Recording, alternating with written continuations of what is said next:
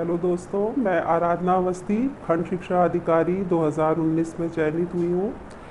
मैं आज आपको कुछ टिप्स देना चाहती हूँ कि जो बीओ की वैकेंसी आ रही है इसमें आप भी बीओ बन पाएँ।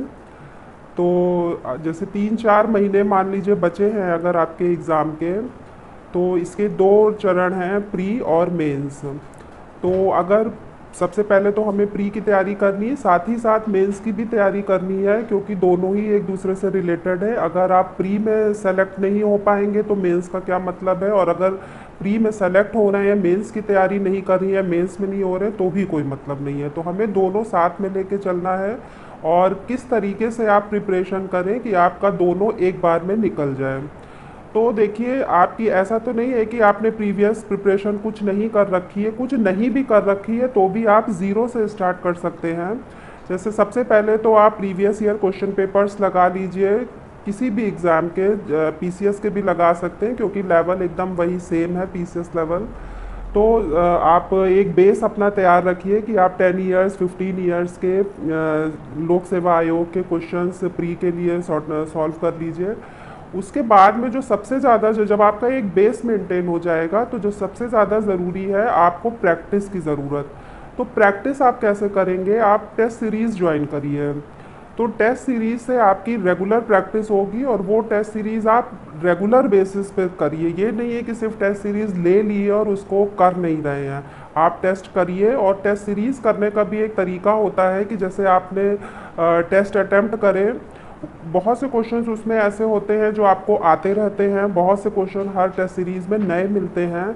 तो जो आते रहते हैं वो आपका रिवीजन टेस्ट देते समय ही हो जाएगा। जो नहीं आते, जो नए क्वेश्चंस हैं, उनको आप एक डायरी में नोट करते चलिए, तो वो आपके लिए रिवीजन टाइम में बहुत काम आएगा कि क्या क्या आपने इस टेस्ट सीरीज में नया पाया। तो उनको आप एक डायरी में मेंटेन करते चलिए, तो टेस्ट सीरीज करने का आपको फिर दोबारा से पूरा रिवीजन नहीं करना पड़ेगा। टेस्ट सीरीज का मान लीजिए 100 क्वेश्चंस की है, उसमें 20 अगर नए क्वेश्चंस आपको मिल रहे हैं तो आपके लिए 20 नए क्वेश्चंस प्रिपेयर्ड हो गए।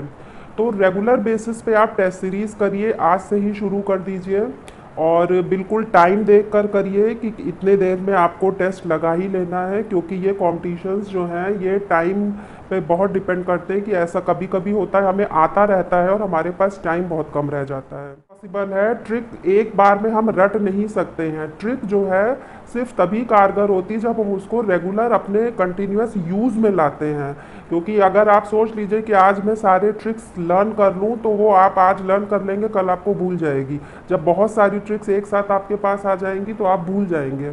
तो उसको आप रेगुलर, आपको प्रैक्टिस करनी है, इसका सिर्फ प्रैक्टिस ही इसका की सक्सेस है कि आप कैसे जो है जल्दी विद इन टाइम आप पेपर अपना कंप्लीट कर पाएँ।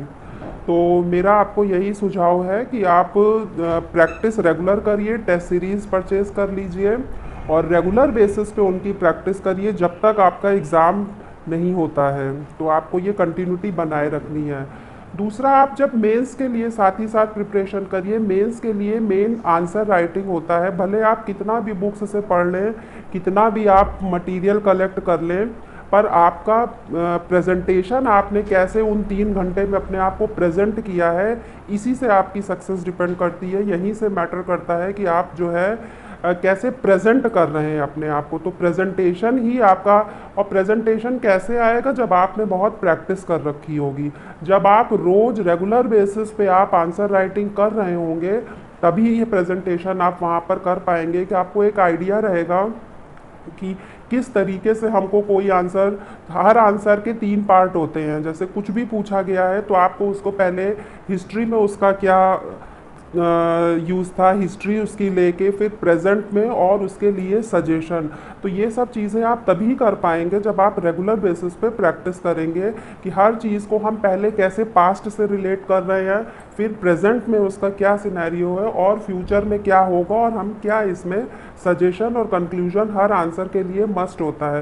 क्योंकि यहीं पर खाली आंसर कर देना और एग्जामिनर और लोगों से अच्छे नंबर खींच लेना कि मेरा सिलेक्शन हो जाए, क्योंकि देखिए ये मटेरियल सबके पास है पढ़ने का कि अगर आपको किसी भी टॉपिक पे लिखना है तो हर कोई लिख लेगा, पर उसमें क्या आप सिलेक्शन तब होता है जब आप अपने हर आंसर में कुछ यूनिक डालते हैं कि आपको बगल वाले से 2 नंबर ज़्यादा मिल जाएं, 3 नंबर आपको उससे ज़्यादा मिल जाएं। ये सिर्फ तभी आएगा जब आप प्रॉपर प्रैक्टिस करेंगे और ज़्यादा से ज़्यादा आंसर राइटिंग करेंगे, तभी आप उसमें कुछ इनोवेटिव कर पाएंगे कि आप इसमें क्या कंक्लूजन देना चाहे, क्या कंक्लूड करा है आपने और क्या सजेशन देना चाह रहे हैं। तो अगर ये 3-4 लेवल में आप अपना आंसर लिख रहे हैं तो आपके सिलेक्शन को कोई रोक नहीं सकता है। करंट साथ में और कोशिश करिए कि करंट हर चीज़ को आप करंट से रिलेट कर दीजिए। तो ये एक आंसर का बेस्ट फॉर्म होता है कि वो एक आप उसका हिस्ट्री पास्ट से उसका रिलेशन कर रहे हैं, फिर प्रेजेंट में देख रहे हैं कि क्या उसका चल रहा है और आप उसको कंक्लूड कर रहे हैं और अपना सजेशन दे रहे हैं। सजेशन देना इतना इंपॉर्टेंट होता है, वहीं से आपका एग्जामिनर आपका माइंड पढ़ लेता है कि आप का क्या, क्योंकि जब आप ऑफिसर बनने जा रहे हैं आपको डिसीजन मेकिंग करनी है, वहाँ पे आपको लेबर वर्क नहीं करना है, आपको डिसीजन मेकिंग करनी है। तो वही कंक्लूजन जो है और आपका सजेशन आपकी डिसीजन मेकिंग पावर देख लेता है। तो ये सब तभी पॉसिबल होगा जब आप रेगुलर बेसिस पे आंसर राइटिंग करेंगे, और जब आप रेगुलर बेसिस पे आंसर राइटिंग कर रहे हो तो ये सब चीज़ें ऑटोमेटिकली आपको पहली बार, देखिए पहला क्वेश्चन जब आप करेंगे ना तो आप कुछ भी नहीं लिख पाएंगे उसमें। पहला क्वेश्चन आप देख के लिखिए, जो मॉडल आंसर्स होते हैं उनको देख कर लिखिए। आप जब 10 मॉडल आंसर देख के लिख लेंगे तो आपके अंदर अपने आप से टेक्निक बिल्ड हो जाएगी आंसर लिखने की। तो यही प्रोसेस है, जन्म से सीख के कोई नहीं आता है, सब हम यहीं सीखते हैं और सिर्फ प्रैक्टिस ही हमें परफेक्ट बनाती है। इससे सही दुनिया की कोई चीज़ नहीं है। Practice makes the man perfect. और अगर आप रेगुलर बेसिस पे आज से प्री और मेंस की प्रैक्टिस शुरू कर देंगे तो मैं चैलेंज करती हूँ कि अगला